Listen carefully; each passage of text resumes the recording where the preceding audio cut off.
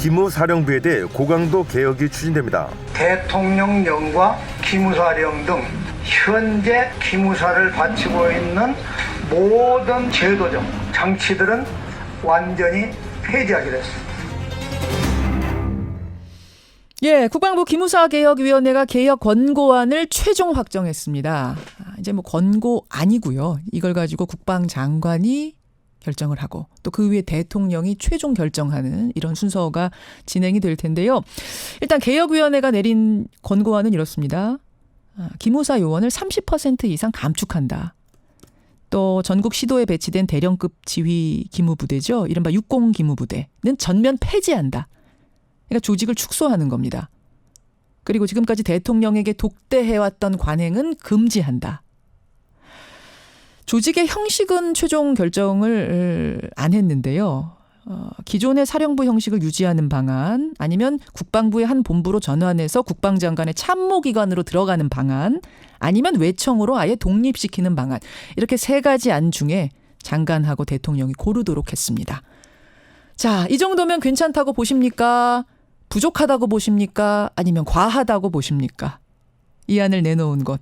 기무사개혁위원회 장영달 위원장 직접 만나보죠. 장영달 위원장님 안녕하세요. 네, 오늘부터 이제 우석대학교 총장으로 돌아왔습니다. 오늘부터 바로 돌아오시는 겁니까?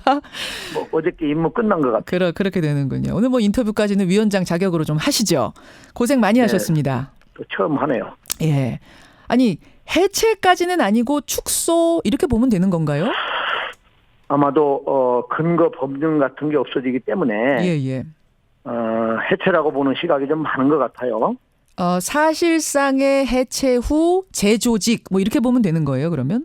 네, 해체라는 표현이 너무 가혹하다고 자꾸 그래서 예. 저희들은 뭐 쓰지 않기로 했습니다만은 하여튼 법령이나 이런 것들이 모두 폐지되는 겁니다.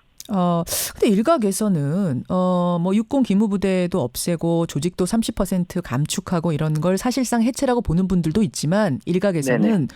완전히 아예 이 조직 자체를 없애야 된다 이렇게 주장하는 분들도 계셨거든요. 그분들이 보기엔 이걸로는 미흡하다. 어쨌든 조직은 70%가 살아있는 거 아니냐 이런 얘기들 하시는데요. 그렇게까지 하면 예. 군대도 그러면 뭐 필요하냐 이런 질문까지 가혹하게 줄 수 있을 정도로 이게 중요한 기관이거든요. 본래 기능만 따지자면 말씀이신 거죠? 그렇죠. 방첩 보안 기능. 네, 그게 없는 군대는 세상에는 없습니다. 이 이상의 완전 해체를 주장하는 건 사실상 무리다라고 보시는 거예요. 알겠습니다. 이제 그분들이 하는 얘기는 이래요. 30%를 감축하는 건 70%의 몸통은 그대로 살려두는 건데 그렇게 되면은 그 몸통의 인력들은 그대로 기무사에 남아가지고 예전에 하던 그 문제적인 행동들 계속하지 않겠느냐. 인적 청산이 안 되는 거 아니냐. 어떻습니까? 네, 지금 그 합동수사본부가 지금 수사를 하고 있죠. 계엄령 문건 때문에요. 맞습니다. 그렇기 때문에 문제 있는 병사들은 모두 나갈 거예요. 그리고 예. 또 문제가 없었다 하더라도 그 자격에 문제가 있다거나 또 특권의식이 지나치다거나 예. 이런 부분들은 아마 개편될 가능성이 높고요. 다만 한계가 있는 것은 그 전문성을 향상하는데 약 7년에서 10년 걸린다고 그래요. 전문성을 키워서 어떤 이 임무를 수행하는 어떤 완성된 요원이 되는 데까지 10년이 걸린대요. 네, 7년에서 10년. 기능을 할 수 있다고 그래요. 예. 그래서 한꺼번에 모두를 그 해체할 수 없는 그러한 부분은 있습니다. 그렇군요. 그래서 완전히 뭐 100%싹 인적 청산 이거는 사실상 현실적으로는 좀 불가능하지만 그럼 몇 퍼센트 정도는 갈아야 바꿔야 인적 청산이라고 보세요? 일단 그 30% 이상으로 저희들이 정했는데 예. 그 정도면 문제 있는 부분들은 다 정리가 될 것 같고 앞으로도 사실은 저희들이 이번 그 검토를 하면서 예. 100% 교체는 불가능한 거냐? 지금 있는 사람의 100% 했었어요. 교체. 그것도 고려하셨어요. 예, 그랬었어요. 예. 그래서 자유당 때부터 있었던 특무대, 보안사 이러한 지난 오욕들을 전부 제거하자. 예. 그러한 논의들이 있었는데 예. 그 기본적으로 임무를 수행하려면 적어도 7년에서 10년은 걸려야 그 분야 임무 수행이 가능하다. 네, 예. 이런 게 있어서 알겠습니다. 좀 한계는 있었습니다. 어쨌든 사람은 바꾼다. 그러니까 수뇌부에 그러나 저희들이 권면한 것은 예. 가능하다면 순차적으로라도 한꺼번에 교체가 어렵다 하더라도 예. 100%를 물갈이해서 새로 시작한다는 각오로 가는 게 좋다. 이러한 것은 저희들이 권면을 했습니다. 설사 사람이 바뀐다고 해도 기존에 하던 문제적인 행동들을 그대로 이어받아서 하면 안 되죠. 그래서 이제 그 행동들을 막는 규칙들을 어떤 걸 만들 것인가, 어떤 제도들을 만들 건가, 이게 더 중요한 부분인데 들여다보니까 일단 대통령 독대 금지를 권고하셨네요. 네네. 예. 그 부분이 항상 정치 개입과 연결이 되기 때문에 예. 여태까지 문제들이 거기서 발생한다고 보았기 때문에 예. 완전히 봉쇄할 수는 없을 거예요. 왜냐하면 비상시가 돌아와서 대통령이 뭐 사령관을 불러서 긴급하게 좀 물어봐야 되겠다. 예. 장관이 어디 싱가포르나 어디 출장 갔다.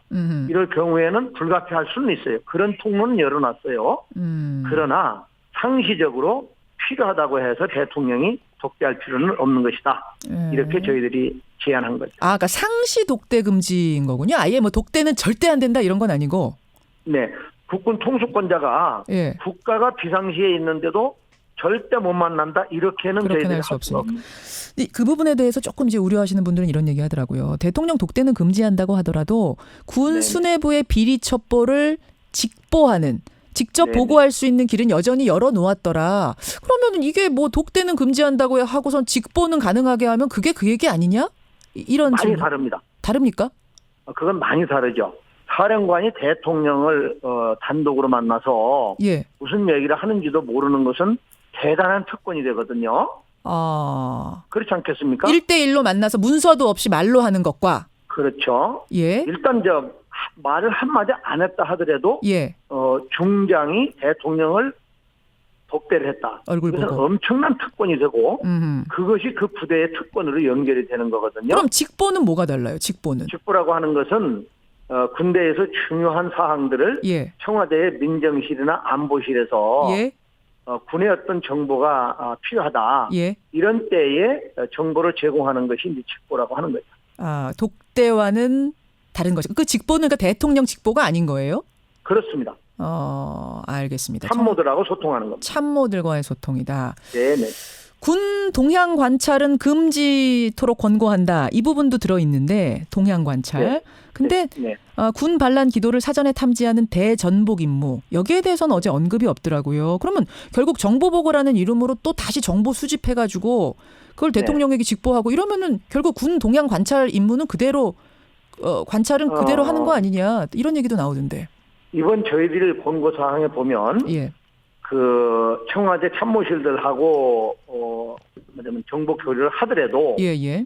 상시적으로 하는 게 아니고 특별한 경우가 있을 때만 하도록 구체화했습니다.